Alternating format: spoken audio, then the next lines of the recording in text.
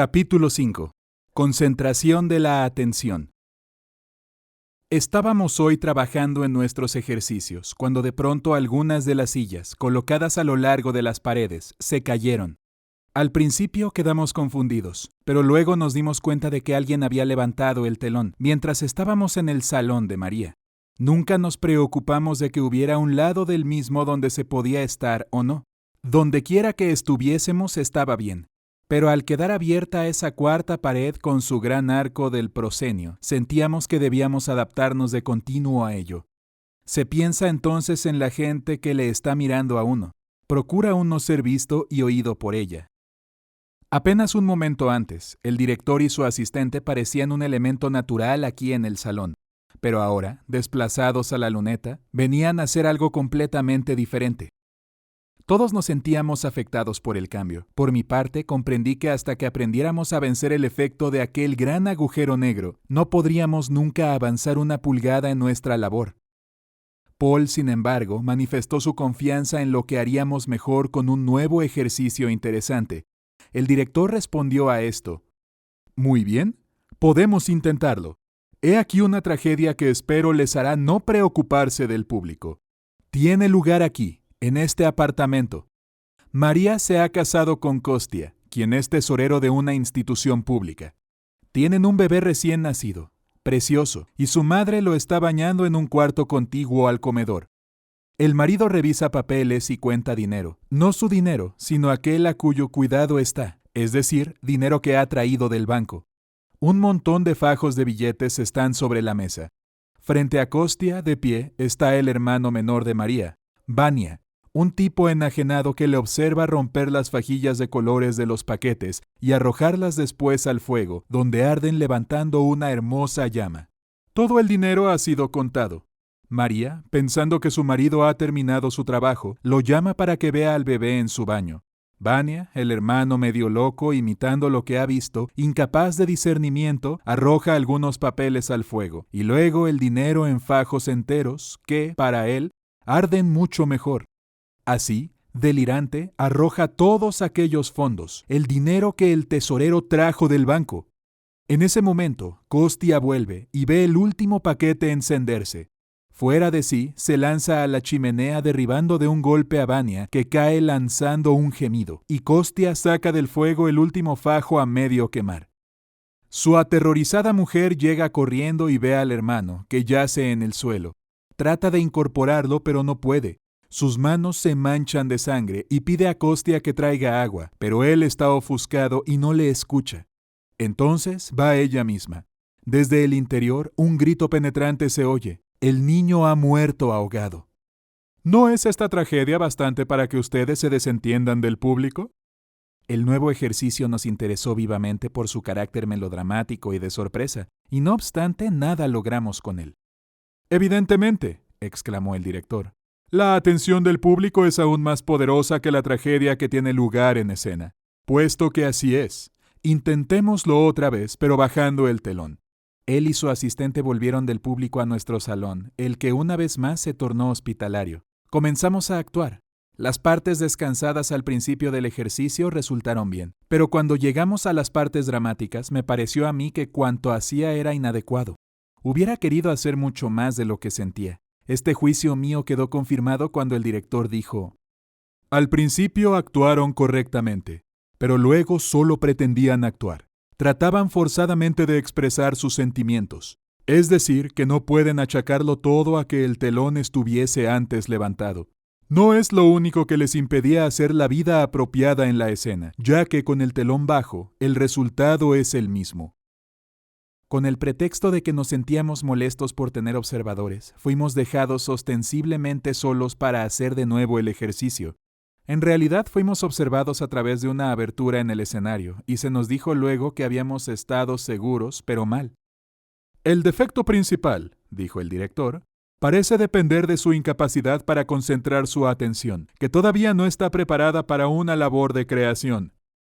La lección de hoy tuvo lugar en el escenario de la escuela, pero con el telón levantado y sin las sillas que antes estaban delante de él, nuestro saloncito se abría ahora completamente a la sala, con lo que se le quitaba su atmósfera de intimidad y quedaba convertido en un set teatral ordinario. En las paredes, corriendo en diversas direcciones, los cables eléctricos con bombillas estaban dispuestos para la iluminación. Se nos colocó en línea, cerca de las candilejas. Se hizo el silencio. ¿A cuál de las muchachas se le cayó un tacón?, preguntó el director de pronto. Todas afanosamente se examinaban unas a otras el calzado y estábamos por completo distraídos cuando el director nos llamó la atención. ¿Qué acaba de pasar aquí, en la sala?, preguntó. No teníamos idea. ¿Quieren decir que no se dieron cuenta de que mi secretario acaba de traerme varios papeles para que los firme? Ninguno lo había visto. Y eso también con el telón arriba. El secreto parece en extremo sencillo. Para que ustedes se desentiendan de los espectadores deben estar interesados en algo en escena. Esto me impresionó enseguida porque me di cuenta de que desde el preciso momento en el que me concentraba en algo tras las candilejas, cesaba de pensar en lo que sucedía delante de ellas. Y recordé aquella vez que ayudé a un hombre a recoger los clavos que se le habían caído en el piso del escenario cuando ensayaba mis obras de Otelo. Entonces, ocupado por completo en el simple acto de recoger los clavos y en la charla con aquel hombre, me olvidé por completo del agujero negro de más allá de las candilejas. Ahora se darán cuenta de que un actor debe tener un punto de atención y que este punto de atención no debe estar en la sala. Mientras más atractivo sea el objeto de su atención, más se concentrará ésta. En la vida real hay siempre multitud de objetos que fijan nuestra atención, pero las condiciones en el teatro son diferentes e interfieren en la vida normal del actor, así que un esfuerzo para fijar la atención se hace necesario. Llega a ser un requisito aprender de nuevo a mirar las cosas en escena y verlas. En lugar de seguir discurriendo más ampliamente sobre el tema, les daré algunos ejemplos. Dejemos que las luces que verán en un momento ilustren para ustedes ciertos aspectos de los objetos, familiares a ustedes en la vida ordinaria y en consecuencia igualmente necesarios en el escenario. Se hizo la oscuridad completa, en escena y en la sala. A los pocos momentos apareció una luz sobre la mesa cercana al lugar donde estábamos sentados. En las tinieblas que nos rodeaban, esta luz brillaba haciéndose notar. Esta pequeña lámpara brillando en la oscuridad, explicó el director, es un ejemplo del objeto próximo. Lo empleamos en los momentos de mayor concentración, cuando es necesario reunir toda nuestra atención para preservarla de que se disipe en objetos distantes. Cuando las luces se encendieron otra vez, él continuó. Concentrar la atención en un punto luminoso en medio de la oscuridad es relativamente fácil. Repitamos el ejercicio en la luz. Pidió a uno de los estudiantes examinar el respaldo de un sillón. A mí, estudiar el esmalte de imitación de la cubierta de una mesa. A un tercero se le dio un objeto de arte. A un cuarto, un lápiz. A otro, un trozo de cuerda. A otro más, una cerilla, y así sucesivamente. Paul empezó a desenredar su trozo de cuerda y yo quise impedírselo, ya que le dije el propósito del ejercicio era la concentración de la atención, no la acción. Debíamos solo examinar los objetos que nos habían dado y pensar sobre ellos. Paul no estuvo de acuerdo, así que consultamos nuestra diferencia de opinión con el director, que dijo: la observación intensa de un objeto despierta naturalmente el deseo de hacer algo con él, y esto a su vez intensifica la observación del mismo. Esta interreacción recíproca establece un contacto más estrecho con el objeto que ocupa la atención. Cuando me volví a estudiar el dibujo de esmalte de la mesa, sentí deseos de levantarlo con un instrumento filoso. Esto me obligó a examinarlo más de cerca. Entretanto, Paul se entregaba con entusiasmo a la tarea de desanudar su cuerda, y todos los demás observaban atentamente sus diversos objetos o hacían algo con ellos. Finalmente, decidió el director. Ya veo que todos ustedes son capaces de concentrar su atención en el objeto próximo tanto en la oscuridad como a plena luz. Después de esto, hizo demostraciones, primero con luces y luego sin ellas, y con objetos a una distancia relativamente corta y otros más alejados. Nosotros urdíamos alguna historia imaginaria alrededor de ellos y los manteníamos en el centro de nuestra atención tanto tiempo como nos era posible. Fuimos capaces de hacerlo también con las principales luces apagadas. Tan pronto como éstas volvieron a encenderse, dijo Tortsov: ahora busquen cuidadosamente a su alrededor y escojan alguna cosa, sea relativamente cercana o alejada, y concéntrense en ella. Había tantas alrededor de nosotros que al principio mis ojos solo iban de una a la otra. Por fin se fijaron en una estatuilla colocada sobre una repisa, pero no pude mantenerlos mucho tiempo fijos en ella. Otras cosas en el cuarto los atraían. Es evidente que antes de que puedan establecer puntos de atención cercanos o distantes, tienen ustedes que aprender a ver y mirar cosas en el escenario, dijo el director. Esto es algo difícil de hacer en frente de la gente y del arco del proscenio. En la vida ordinaria, ustedes caminan, se sientan, hablan y miran, pero en escena parecen perder todas estas facultades. Sienten la proximidad del público y se dicen, ¿por qué me están mirando? Y hay que enseñar a ustedes, otra vez, cómo hacer todas estas cosas en público. Recuerden esto, todos nuestros actos, hasta los más sencillos, aquellos que nos son familiares en la vida diaria, se hacen forzados cuando aparecemos tras las candilejas ante un público de millares de gentes. He aquí por qué es necesario corregirnos a nosotros mismos y aprender, de nuevo, a caminar, a movernos, a sentarnos o recostarnos. Es esencial reeducarnos para ver o mirar, oír y escuchar en la escena. Escojan algún objeto, invitó Tortsov después de que nos hubimos sentado en el abierto escenario. Supongan que es esa tela de brocado que está ahí, ya que tiene un atrayente y notable dibujo. Comenzamos a mirar la tela cuidadosamente, pero él nos interrumpió. Eso no es mirar, es solo fijar la vista. Tratamos de hacer menos fija nuestra mirada, pero no le convencíamos de que estuviésemos viendo aquello a lo que mirábamos. ¡Más atentamente!, ordenó. Todos nos inclinamos hacia adelante. Todavía hay mucho de observación mecánica, insistió, y poco de atención. Fruncimos el entrecejo y me pareció a mí con ello estar más atento. Estar atento y parecerlo son dos cosas diferentes, dijo él. Hagan la prueba por ustedes mismos y vean cuál modo de mirar es real y cuál es solo una imitación. Después de mucho llegamos finalmente a fijarnos de una manera tranquila, sin forzar los ojos, mirando la tela bordada. De pronto el director rompió a reír y volviéndose a mí, dijo, «Si pudiera fotografiarlo así como está, usted no podría creer que ningún ser humano se forzara a sí mismo en tan absurda actitud. Los ojos casi se le salen de las órbitas. ¿Es necesario para usted esforzarse a ese extremo nada más para mirar algo? Menos, mucho menor esfuerzo. Descanse. Más. ¿Le atrae tanto ese objeto que tiene que inclinarse hacia él? ¡Enderécese! Más atrás. Mucho más. Al cabo, pudo reducir en algo la tensión en que me hallaba. Este poco, sin embargo, fue muy importante para mí. Nadie puede tener idea de lo que es este descanso, a menos que haya estado en un escenario abierto, tullido de tanto forzar sus músculos. Una lengua locuaz o el movimiento mecánico de las manos y los pies no pueden sustituir al ojo perspicaz.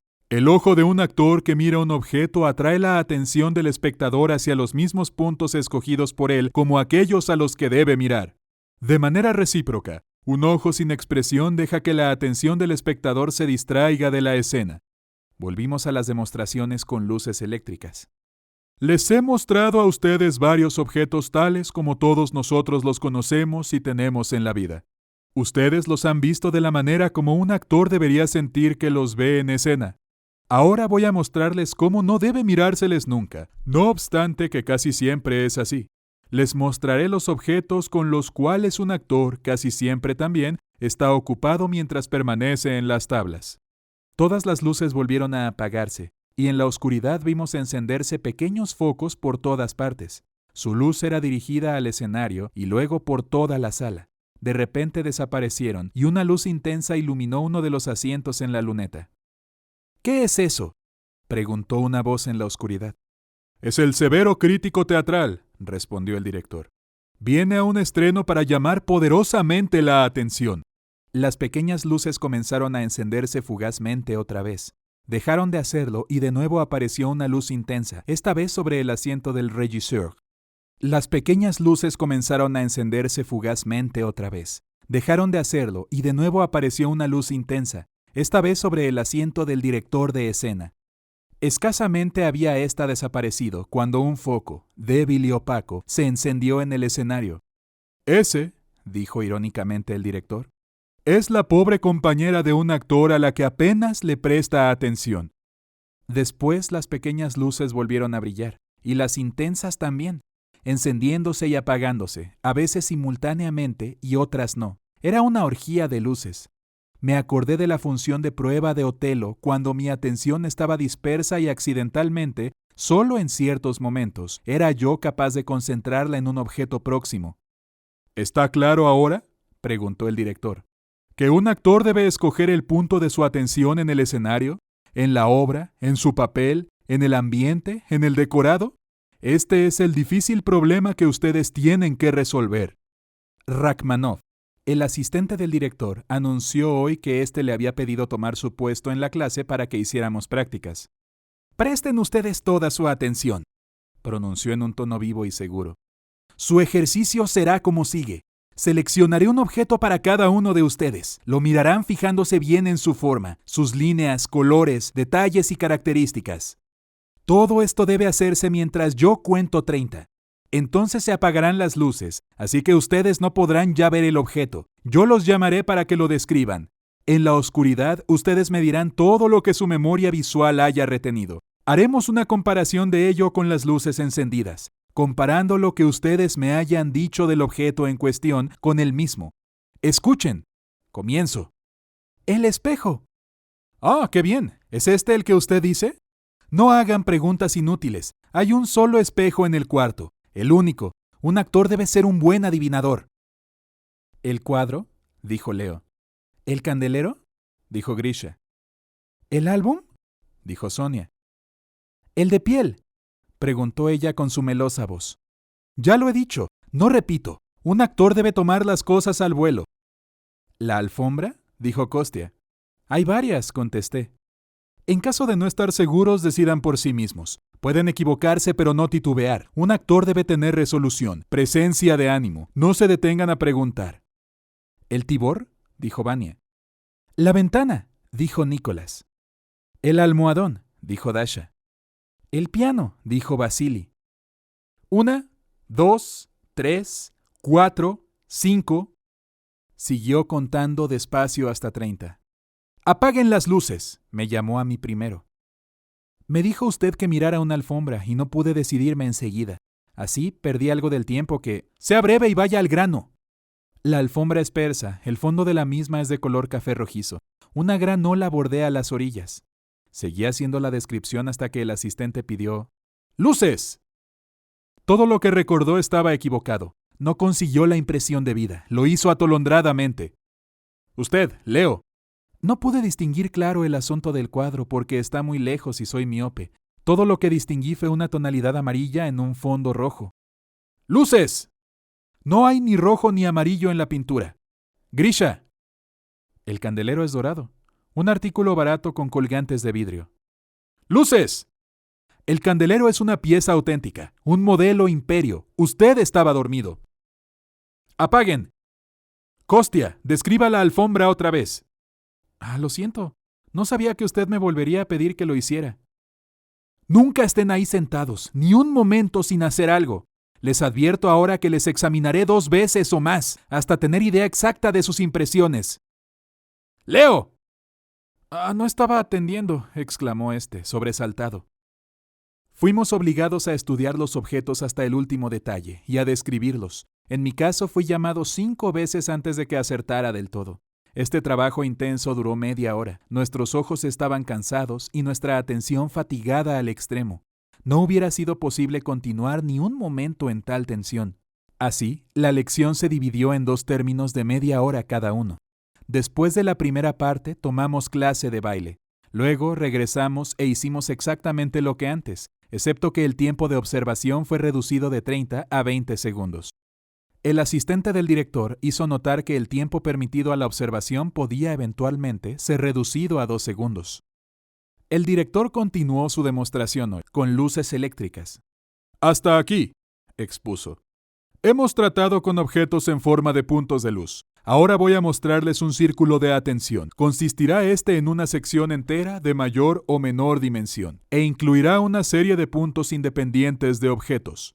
El ojo puede pasar de uno a otro de estos puntos, pero no deberá ir más allá del límite marcado por el círculo de atención. Primero se hizo la oscuridad completa. Un momento después, una gran lámpara fue encendida sobre la mesa, cerca de donde yo estaba sentado. La pantalla de la lámpara arrojaba su círculo de luz sobre mi cabeza y mis manos, iluminando intensamente el centro de la mesa, donde había un número de pequeños objetos que brillaban reflejando toda clase de diferentes colores. El resto del escenario y de la sala estaban sumidos en la oscuridad. El espacio iluminado en la mesa, explicó el director, ilustra lo que es un círculo reducido de atención. Usted mismo, o mejor, su cabeza y sus manos en las que la luz cae también, son el centro de ese círculo. El efecto sobre mí fue como mágico. Todas las pequeñas chucherías sobre la mesa atrajeron mi atención sin forzarla y sin haber recibido ninguna instrucción sobre ello. Situado en un círculo de luz en medio de la oscuridad, se tiene la sensación de estar completamente solo. Me sentí aún más en casa dentro de ese círculo de luz que estando en mi propio cuarto. En tan reducido espacio, uno puede emplear una atención concentrada en el examen de varios objetos hasta sus menores detalles, y también entrar en una de las más complicadas actividades, tal como definir matices en el sentir y el pensar. Evidentemente, el director se dio cuenta de mi estado de ánimo, porque viniendo hasta el límite del escenario, dijo: «Tome nota enseguida de su actitud. Es lo que llamamos soledad en público. Está usted en público porque todos estamos aquí, y en soledad porque está usted aislado de nosotros por el pequeño círculo de atención. Durante una función y ante un público de miles de personas, usted siempre podrá encerrarse en sí mismo dentro de ese círculo como un caracol en su concha». Después de una pausa, nos dijo que nos mostraría un círculo medio. Volvió la oscuridad. El reflector iluminó entonces un área bastante extensa abarcando un grupo de varios muebles, una mesa, algunas sillas ocupadas por estudiantes, una esquina del piano, la chimenea con un gran sillón frente a ella.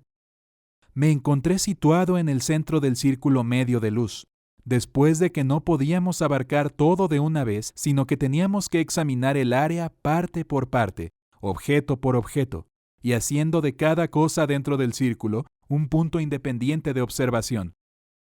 La mayor desventaja era que el área más extensa producía menos tonos de luz que caían sobre cosas en realidad más allá del círculo, de modo que la pared de sombra no parecía impenetrable.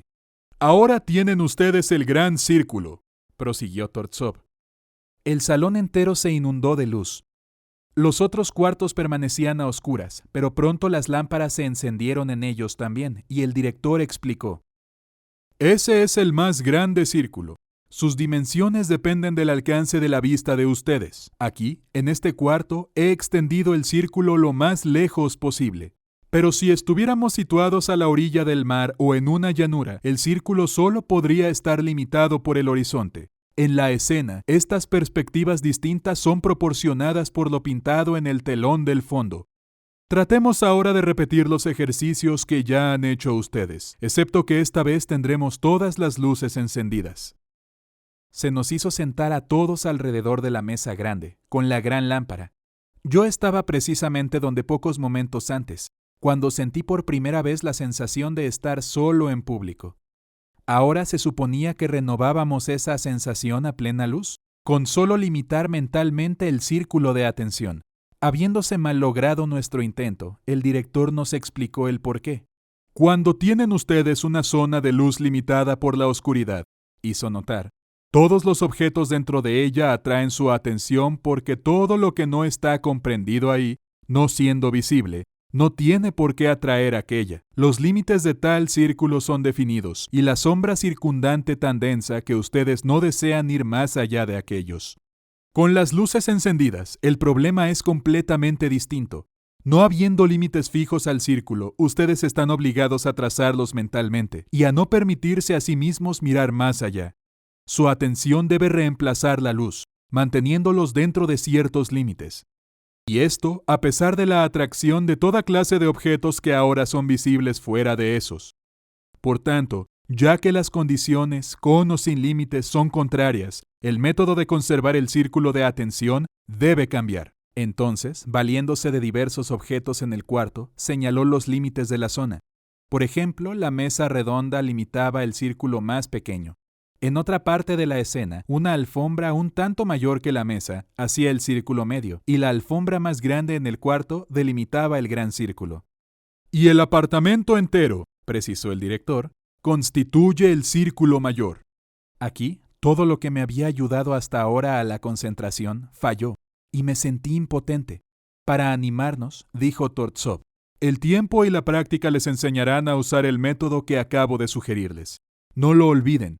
Y mientras tanto les mostraré otro recurso técnico que ayudará a dirigir su atención. Al ensancharse el círculo, también debe ensancharse el área de su atención. Esta área, no obstante, puede continuar creciendo, pero solo hasta aquel punto donde ustedes pueden, todavía, retenerlo por dentro de los límites de su atención, encerrado por una línea imaginaria. Tan pronto como esta frontera empieza a hacerse vacilante, imprecisa, hay que retirarse rápidamente hacia un círculo menor que pueda ser retenido por su atención visual. Llegados aquí, a menudo encontrarán dificultades. Su atención puede escapar, disiparse en el espacio. Deberán ustedes entonces reasumirla de nuevo, limitándola, volviendo a dirigirla lo más pronto posible a un único punto u objeto, que puede ser, por ejemplo, esa lámpara. No parecerá tan brillante como antes, cuando todo era oscuridad alrededor suyo, y sin embargo tendrá todavía la virtud de retener su atención. Cuando hayan establecido ese punto de atención, rodéenlo de un círculo pequeño cuyo centro será la lámpara.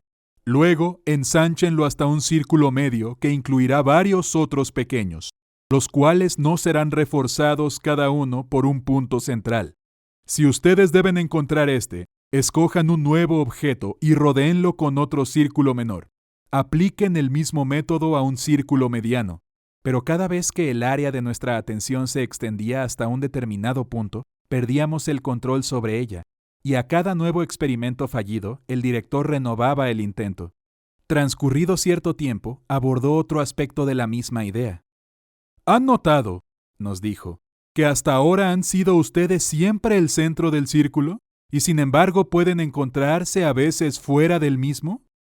Por ejemplo, todo quedó a oscuras. Entonces la luz de una lámpara desde arriba se encendió en el cuarto de al lado, arrojando un haz luminoso sobre el blanco mantel y los platos. Ahora están ustedes más allá del pequeño círculo de su atención. Su papel es pasivo, de observación. Conforme el círculo de luz se extiende y crece el área iluminada en el comedor, también su círculo, el de ustedes, se va haciendo más y más grande, y el área de su observación aumenta en la misma proporción. Pueden ustedes usar, también, el mismo método, eligiendo puntos de atención en estos círculos que se encuentran más allá de ustedes mismos. Cuando dije hoy que desearía no necesitar nunca quedar separado del pequeño círculo, el director replicó: «Puede usted llevarlo consigo donde quiera que vaya, en la escena o fuera de ella. Suba al escenario y camine por él. Cambie de asiento. Compórtese como si estuviera en su casa». Me levanté y di algunos pasos en dirección de la chimenea. Todo se oscureció, completamente. Entonces de alguna parte se encendió un reflector cuya luz me siguió al desplazarme, y a pesar de estar en movimiento, me sentí bien, cómodo, como en mi casa. En el centro del pequeño círculo de luz, recorrí de arriba a abajo el cuarto. La luz me siguió. Caminé hasta la ventana y lo mismo. Me senté frente al piano y la luz estaba conmigo. Ello me convenció de que el pequeño círculo de atención que se mueve siguiéndole a uno es una de las cosas más esenciales y prácticas que haya aprendido. Para ilustrar su ejemplo, el director nos contó una leyenda hindú sobre un Maharajá que, necesitando elegir ministro, anunció que nombraría solo al hombre que pudiera caminar alrededor y en lo alto de las murallas de la ciudad, sosteniendo un plato lleno de leche hasta los bordes, sin derramar una sola gota. Un cierto número de candidatos, distraídos de diversas maneras, con gritos y voces, asustados, derramaron la leche. Esos, dijo el Maharajá, no son ministros. Entonces llegó otro al que ni gritos ni amenazas ni ninguna otra forma de distracción pudieron hacerle quitar los ojos de los bordes del plato. ¡Fuego!, ordenó el comandante de las tropas. Estas dispararon, pero sin resultados. «¡He aquí un verdadero ministro!», dijo el Maharajá. ¿No oyó los gritos?, preguntaron al hombre. No. ¿Ni vio cuántas tentativas se hicieron para asustarlo? No. ¿No oyó los disparos? No, yo solo estaba atento a la leche. Como otro ejemplo para ilustrar el círculo móvil, esta vez en forma concreta, se nos dio a cada uno un aro de madera. Algunos de los aros eran más grandes o más pequeños que otros, según el tamaño del círculo que se quería fijar. Y al caminar llevando su aro, uno tenía la imagen del centro móvil de atención que debía aprender a llevar consigo. A mí me pareció así más fácil adaptar la sugestión haciendo un círculo valiéndome de una serie de objetos. Por ejemplo, diciéndome a mí mismo, desde el extremo de mi codo izquierdo pasando por mi cuerpo hasta mi codo derecho, incluyendo las piernas que avanzan conforme yo camino, se extiende mi círculo de atención, y encontré que fácilmente podía llevar este círculo conmigo, encerrando en él mi propio yo, logrando aislarme, aún en público. Así, hasta en la confusión de las calles, camino de casa, bajo el sol brillante, me fue fácil, mucho más fácil, trazar esta línea en torno mío y permanecer en sus límites, que en el teatro con las candilejas apagadas y un aro de madera. Hasta ahora hemos estado tratando de lo que llamamos atención externa, recordó hoy el director. Esta es la que se dirige a los objetos materiales que se encuentran fuera de nosotros mismos. Y siguió explicando lo que se entiende por atención interna, la que se fija en cosas que vemos, tocamos y sentimos en circunstancias imaginarias. Nos recordó lo que ya había dicho antes sobre la imaginación, y cómo nosotros sentíamos que la fuente de una imagen dada era interna y, sin embargo, mentalmente llevada a un punto situado fuera de nosotros mismos. Al hecho de ver tales imágenes gracias a la visión introspectiva, añadió que lo mismo sucede a los otros sentidos, el oído, el olfato, el tacto y el gusto. Los objetos de la atención interna, dijo, están esparcidos y comprendidos, absolutamente dentro del alcance de sus 5 sentidos. Un actor en escena vive dentro y fuera de sí mismo. Vive una vida real o una vida imaginaria. Esta vida abstracta constituye una inagotable fuente de material para nuestra concentración interna de la atención. La dificultad para emplearla estriba en el hecho de que es frágil.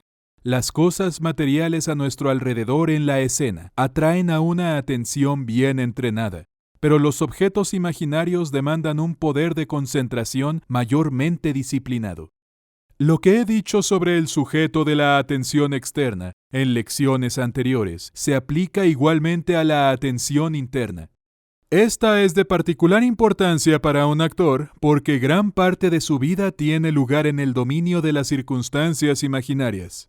Aparte del trabajo en el teatro, este entrenamiento debe ser llevado, introducido en la vida diaria. Para tal propósito pueden emplear ustedes los ejercicios que practicamos para la imaginación, ya que son igualmente efectivos para concentrar la atención. Cuando ustedes se vayan a la cama por la noche y apaguen las luces, busquen entrenarse haciendo un repaso del día de su día completo, tratando de no omitir en lo posible ningún detalle concreto. Si recuerdan alguna comida en el día, no solo se referirá este recuerdo a los alimentos, sino a los platos en que estos fueron servidos y al arreglo general de los mismos. Revivan todos los pensamientos y las emociones internas que despertó la conversación durante la comida. Otras veces pueden reanimar recuerdos aún anteriores. Hagan un esfuerzo para recordar, volviendo a ver en detalle los apartamentos, las habitaciones y los diversos lugares a donde hayan ido, sea de paseo o a beber el té, y analicen los objetos, uno por uno, relacionados con estas actividades. Intenten también recordar, tan vivamente como les sea posible, a la gente, sus amigos y también a los extraños, aun aquellos con los que solo cruzaron el paso. Esta es la única manera de desarrollar un fuerte, agudo y sólido poder de atención interna y externa. Lograrlo es cosa que requiere una labor sistemática y prolongada. Labor consciente y diaria, repetida, que significa la fuerza de voluntad, la determinación y perseverancia que ustedes deben tener. En nuestra lección de hoy, el director habló así. Hemos estado experimentando con la atención externa e interna y haciendo uso de los objetos en una forma mecánica, fotográfica, formal. Hemos tenido que hacerlo con una atención arbitraria, intelectual en su origen. Esta es necesaria para los actores, pero no muy frecuentemente empleada. Es particularmente útil para reconcentrar la atención que ha quedado dispersa o distraída. El simple hecho de mirar un objeto que puede ayudar a fijarla, pero no puede retenerles por mucho tiempo. Para asegurar su objeto firmemente cuando ustedes actúan, necesitan otro tipo de atención. Aquella que provoca una reacción emotiva. Ustedes deben encontrar, tener algo que les interese en el objeto de su atención y que sirva para poner en movimiento su aparato creativo entero. No es necesario, desde luego, dotar a cada objeto de una vida imaginaria, pero ustedes deben ser susceptibles a su influencia. Como un ejemplo para distinguir la atención basada en el intelecto y aquella otra apoyada en el sentimiento, dijo: Miren ustedes ese candelabro antiguo. Data del imperio. ¿Cuántos brazos tiene? ¿Cuál es su forma? Su diseño particular. Ustedes han venido usando, al examinarlo así, su atención externa, intelectual. Ahora yo quiero que me digan, ¿les gusta? Si es así, ¿qué detalle les atrae especialmente? ¿Para qué pudo ser usado? ¿Pueden ustedes decirse, este candelabro estuvo quizás en la casa de algún mariscal de campo cuando recibió a Napoleón? ¿Pudo estar en la propia habitación del emperador cuando firmó el histórico reglamento sobre el teatro francés en París? En este caso, el objeto es el mismo. Ha permanecido invariable, pero ahora esas circunstancias imaginarias pueden transformarlo y avivar en ustedes la reacción emocional hacia él. Vasili dijo hoy que a él le parecía no solo difícil, sino imposible estar pensando en su papel, en la técnica y sus métodos, en el público, las líneas, los pies y entradas, y en los varios puntos de atención también.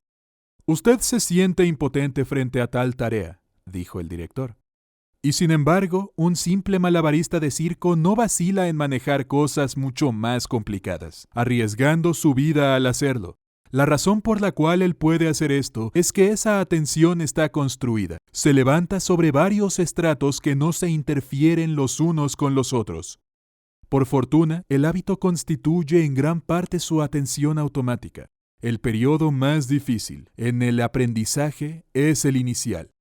Desde luego, si usted se ha hecho a la idea de que el actor puede confiar solo en la inspiración, tiene que cambiar su criterio. El talento sin labor es puramente materia prima sin acabado. Siguió una discusión con Grisha sobre la cuarta pared, siendo el problema cómo visualizar un objeto en ella sin mirar al público. La respuesta del director fue: supongamos que ustedes miran hacia esa inexistente cuarta pared. Está situada muy cerca. ¿Cómo deben sus ojos enfocar la visión? Casi en el mismo ángulo que si se tratara de la punta de su nariz, es la única manera de fijar su atención en un punto imaginario sobre esa cuarta pared. Y sin embargo, ¿qué es lo que hacen los actores? Pretendiendo mirar a esta imaginaria pared, enfocan su visión en alguien de la luneta. Su ángulo visual es completamente distinto al que debería ser tratándose de un objeto cercano. ¿Piensan ustedes que el actor mismo, o su interlocutor, o el espectador, saca una efectiva satisfacción de tal error fisiológico? ¿Puede el actor burlar así con éxito su propia naturaleza o la nuestra siendo algo tan anormal? Supongan que su parte requiere fijar la vista en el horizonte sobre el océano, donde el velamén de un barco es visible todavía. ¿Recuerdan cómo los ojos tienen que acomodar su visión a ello? Como si fueran dos líneas casi paralelas para acomodarlos a tal posición. Cuando ustedes están en escena, tienen que remover mentalmente la pared hacia el extremo más alejado de la sala y encontrar, más allá de él, un punto también imaginario en el cual fijar su atención. Pues aquí, otra vez, generalmente el actor adapta su visión como si se tratara de ver a alguien en la luneta. Cuando, con la ayuda de la técnica apropiada, aprendan ustedes a colocar un objeto en su sitio preciso, cuando entiendan la relación entre visión y distancia, entonces estarán seguros al mirar hacia la sala. dejando ir su visión más allá de los espectadores o reteniéndola de este otro lado de ellos en la escena. Por el momento, vuelvan la cara hacia la izquierda o la derecha, arriba o a los lados. No teman que no se les vean los ojos. Mas, cuando ustedes sientan una natural necesidad de hacerlo, encontrarán que, por sí misma, su voluntad se vuelve hacia un objeto más allá de las candilejas. Cuando esto suceda, se hará natural, instintiva y correctamente.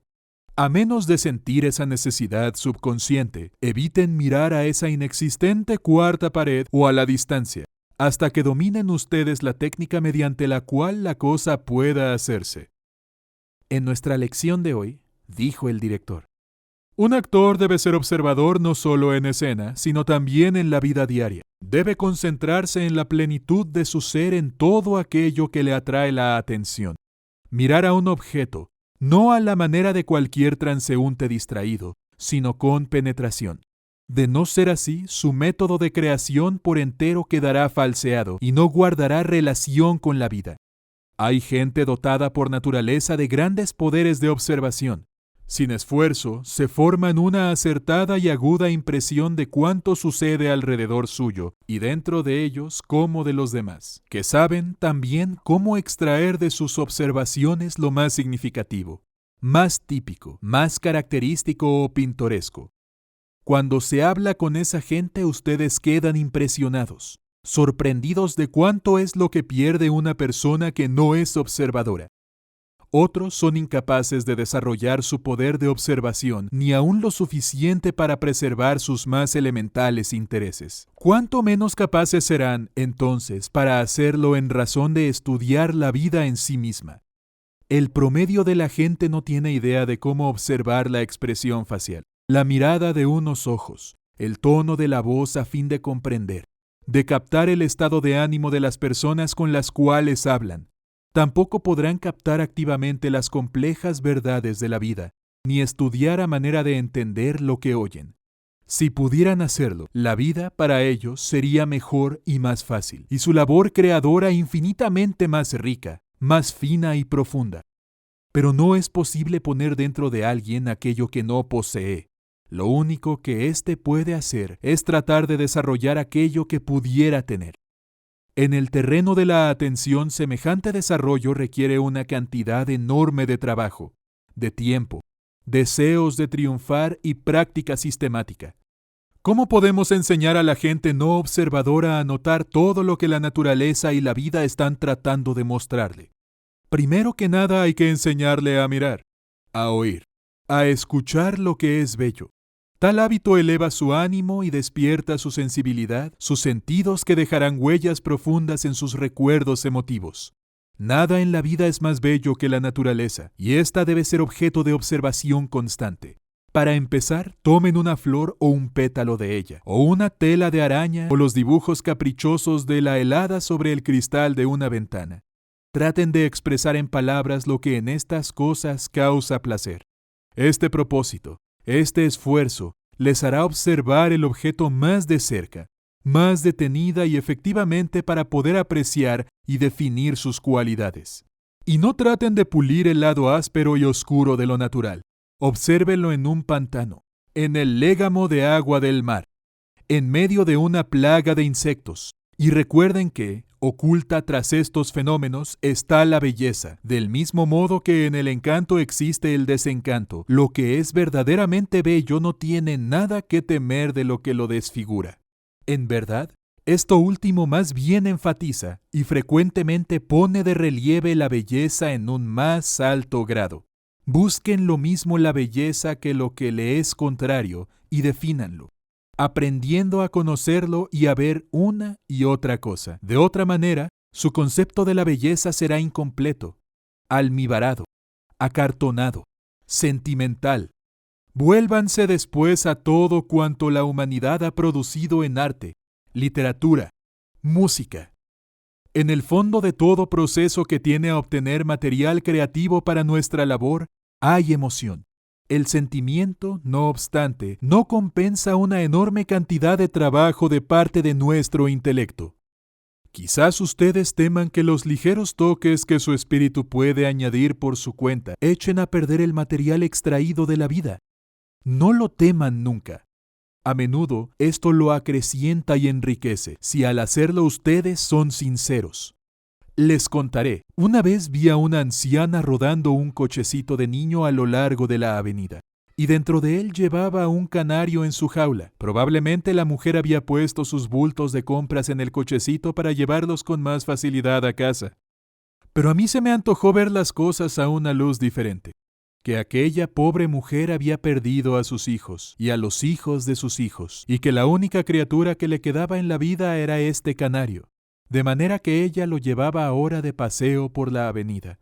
Como antes, no hacía mucho, había llevado a su perdido nieto. Todo esto es más interesante y más ajustado al teatro que la realidad. ¿Por qué no había yo de abrigar esa impresión y almacenarla en mi recuerdo? No soy ningún empleado del censo que deba consignar hechos reales, y es responsable, por ello, sino un artista que debe tener y reunir material que excite su yo emocional. Una vez que ustedes hayan aprendido a observar la vida a su alrededor y aprovechar la observación para su trabajo, se volverán al estudio de lo más necesario e importante, del más vivo material emotivo, en el que reside su principal aptitud de creadores. Y quiero decir con ello, esas impresiones que se obtienen del contacto directo y personal con otros seres humanos. Este material es difícil de obtener porque es en gran parte intangible, indefinible y solo percibido en lo íntimo de nuestra creación facial. De seguro, muchas experiencias espirituales, invisibles, se reflejan en nuestra expresión facial, en los ojos, en la voz, en nuestra manera de hablar y nuestros gestos. Pero aún así no es fácil percibir, entrar en contacto con la intimidad de otro ser, porque la gente no abre a menudo las puertas de su alma ni permite a otros verles como realmente son. Cuando el mundo interior de alguien a quienes ustedes observan se aclare y se haga visible a través de sus actos, sus pensamientos e impulsos, sigan más estrechamente sus acciones y estudien las condiciones en las cuales se encuentra a sí mismo. ¿Por qué hace esto o esto otro? ¿Qué es lo que pensaba al hacerlo? Muy a menudo no podemos llegar a través de datos precisos a conocer la vida interna de la persona que estudiamos, y solo podemos alcanzarla mediante un sentimiento intuitivo. Aquí estamos tratando con el tipo más delicado de concentrar la atención, y con poderes de observación que son, en su origen, subconscientes. Nuestro tipo común de atención no tiene suficiente alcance para realizar el proceso de penetrar el alma de otra persona.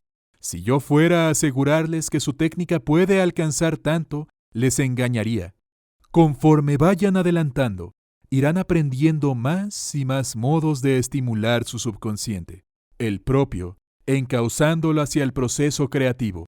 Pero debe admitirse que no podemos reducir este estudio de la vida interior de otros seres humanos solo a una cuestión de técnica científica.